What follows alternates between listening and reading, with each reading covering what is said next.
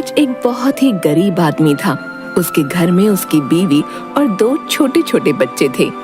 सूरज दिहाड़ी मजदूरी का काम करता था और उससे जो थोड़ी बहुत कमाई होती उसी से उनके घर का गुजारा चलता था।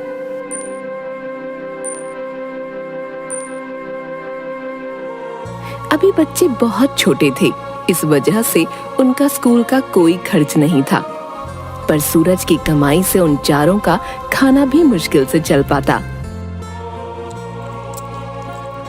सूरज को कभी काम मिलता था, कभी नहीं। उसे कुछ दिन खाली भी घूमना पड़ता था। जिन दिनों उसकी कमाई नहीं होती तब उनके खाने पीने के भी लाले पड़ जाते थे। सूरज अपनी पत्नी गीता से कहता है, 3-4 दिन से मुझे कोई मजदूरी का काम नहीं मिल रहा है।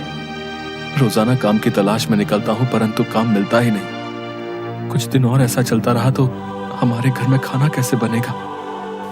आप चिंता न करें, आज नहीं तो कल काम मिल ही जाएगा। यदि 2-4 दिन बाद भी काम मिल गया तो हमारे कुछ दिन कट जाएंगे। आजकल काम का बहुत अकाल पड़ा हुआ है। दिहाड़ी मजदूर ज्यादा है परंतु उतना काम नहीं। इसी वजह से काफी मजदूर बेकार घूम रहे हैं।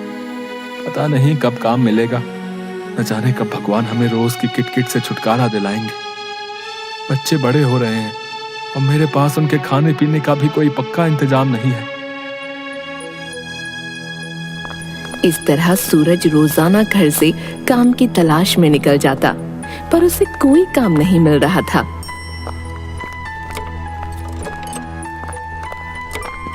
सूरज की बेटी गुड़िया का जन्मदिन आने वाला था। वो रोज अपनी माँ से कहती, माँ तुम्हें याद है ना, मेरा जन्मदिन आने वाला है। इस बार तो पिताजी मुझे नई फ्रॉक लाकर देंगे ना, उन्होंने मुझसे वादा किया है। गीता अपनी बेटी को दिलासा देते हुए कहती है, हाँ बिटिया, तुम्हारे पिताजी तुम्हें नई फ्रॉक लाकर जरूर देंगे। गीता अपनी बेटी गुड़िया को समझा तो देती है, पर मन ही मन वो काफी चिंतित थी। काम ना मिलने की वजह से घर में खाने के भी लाले पड़े हुए थे, तो गुड़िया का फ्रॉक कहाँ से आता? सूरज शाम को थका हारा वापस आता है।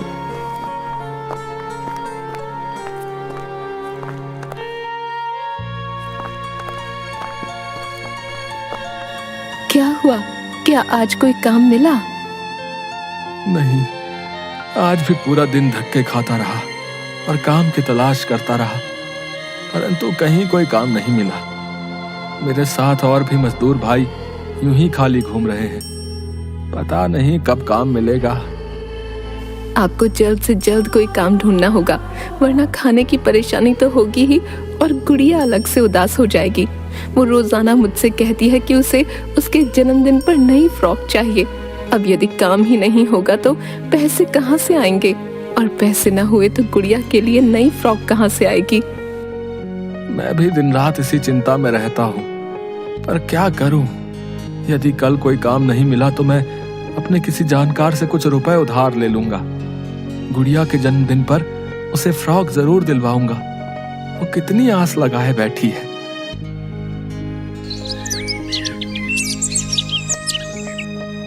अगले दिन सूरज सुबह सुबह ही काम की तलाश में निकल जाता है। जगह जगह पर धक्के खाने के बाद भी उसे काम नहीं मिलता। वो निराश होकर शाम को घर लौट आता है। सूरज की बेटी का जन्मदिन पास आ रहा था और उसे ये चिंता सता रही थी कि उसकी फ्रॉक के लिए पैसे कहाँ से आएंगे। सूरज अपने एक दोस्त से कुछ पैसे उधार मांगता है। भाई, क्या तुम कुछ दिनों के लिए मुझे कुछ रुपए उधार दे सकते हो? मुझे सख्त जरूरत है भाई, मैं जल्द ही तुम्हारे पैसे लौटा दूंगा।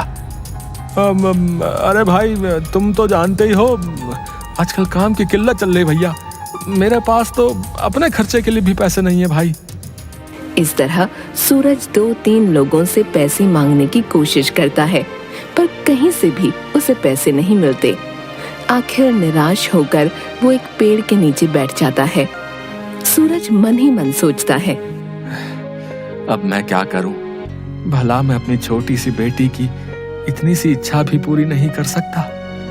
मैंने कितनी कोशिश करके देख ली, कोई काम नहीं मिला और ना ही उधार मिला। अब मैं क्या करूं? मैं अपनी बेटी की इच्छा जरूर पूरी करूंगा, चाहे इसके लिए मुझे चोरी ही क्यों ना करनी पड़े। हे भगवान, मुझे माफ कर देना। मैं अपनी छोटी सी बच्ची के आंखों में आंसू नहीं देख सकता, इसीलिए मैं चोरी करने जा रहा हूँ। बस ऐसा विचार मन में रखकर सूरज वहां से उठकर चल पड़ता है।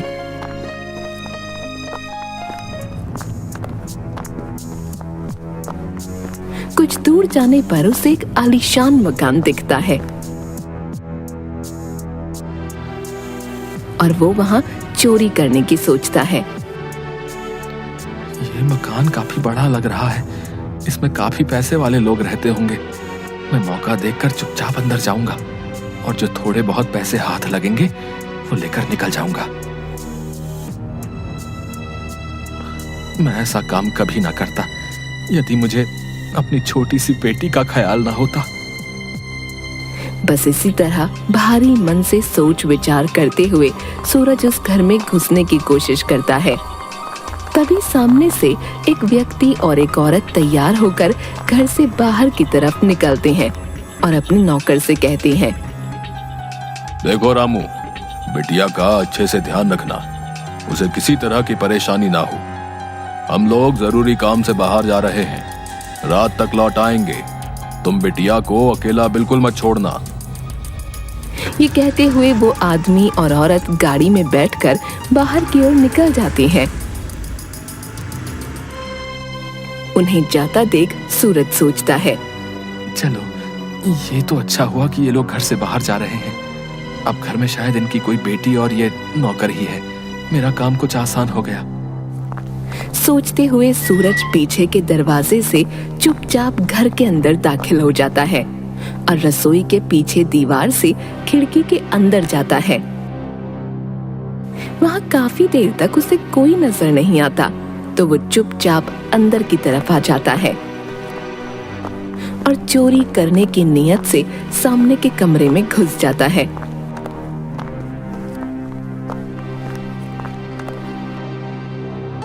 सूरज देखता है कि मेज पर एक नोटों की गड्डी पड़ी है। बस सूरज उसे तुरंत अपने कुर्ते में छुपा लेता है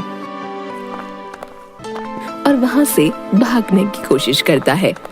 सूरज जैसे ही बाहर निकलने लगा, उसे घर के अंदर से जोर जोर से चिल्लाने की आवाज आती है, बचाओ बचाओ, कोई मेरी मदद कर। कोई लड़की मदद के लिए चिल्ला रही थी। यह आवाज सुनते ही सूरज बाहर की खिड़की से उस कमरे में जाता है जहां से आवाज आ रही थी। कमरे के अंदर का नजारा देखकर उसके होश उड़ जाते हैं। उस कमरे में मंदिर के दिए से आग लग गई थी और जो लड़की जोर जोर से चिल्ला रही थी वो व्हील चेयर पर बैठी थी। वो लड़की अपाहिज थी जो कि मदद के लिए चिल्ला रही थी।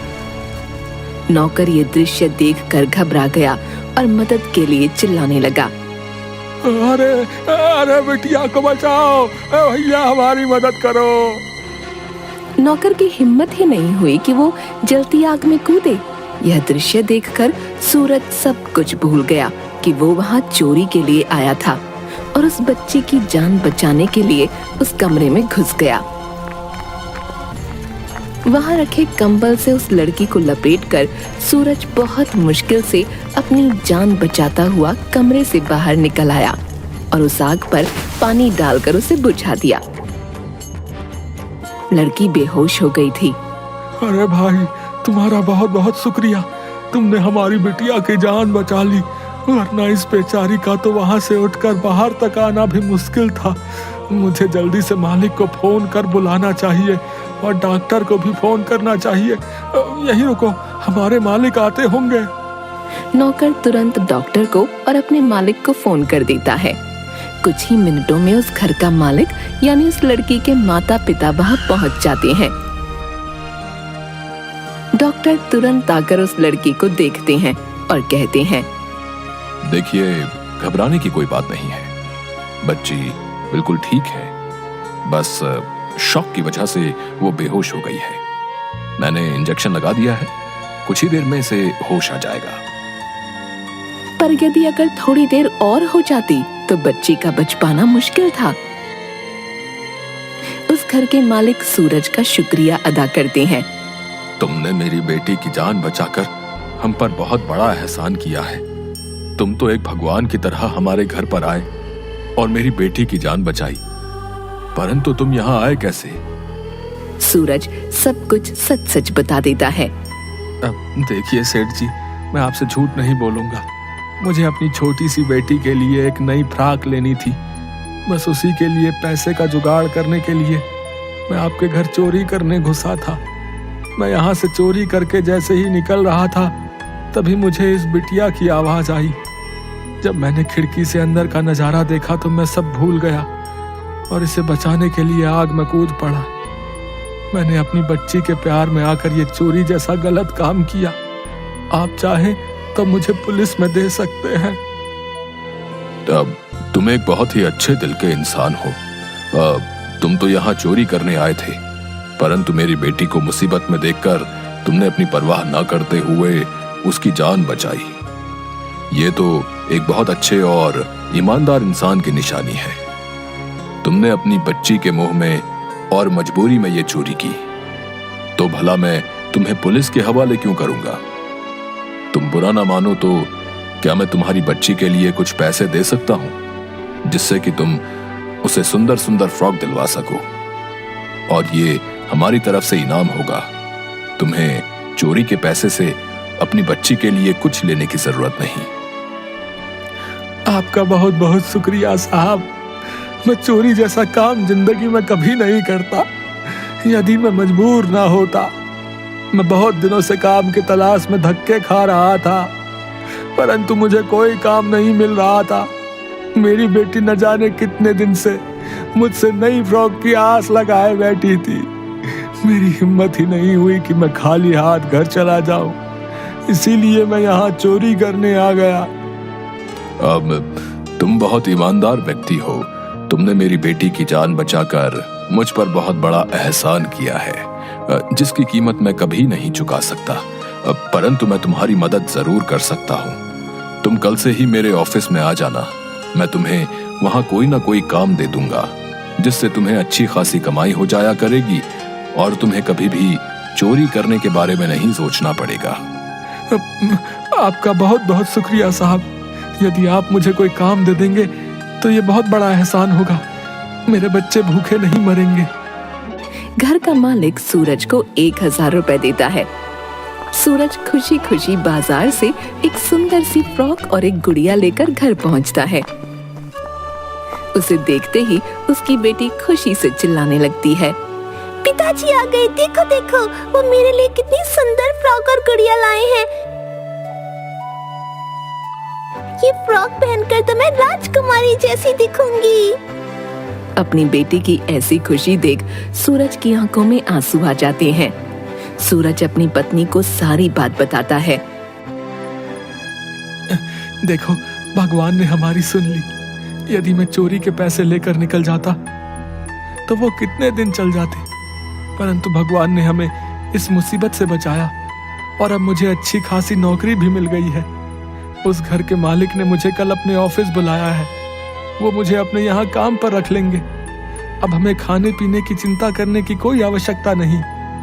देखो, मैं ना कहती थी भगवान जरूर हमारी मदद करेंगे। आखिर उन्होंने हमारी सुन ही ली। इसके बाद से सूरज बहुत मेहनत और ईमानदारी से ऑफिस में काम करने लगता है और अपने बच्चों को बहुत अच्छे से पालता है।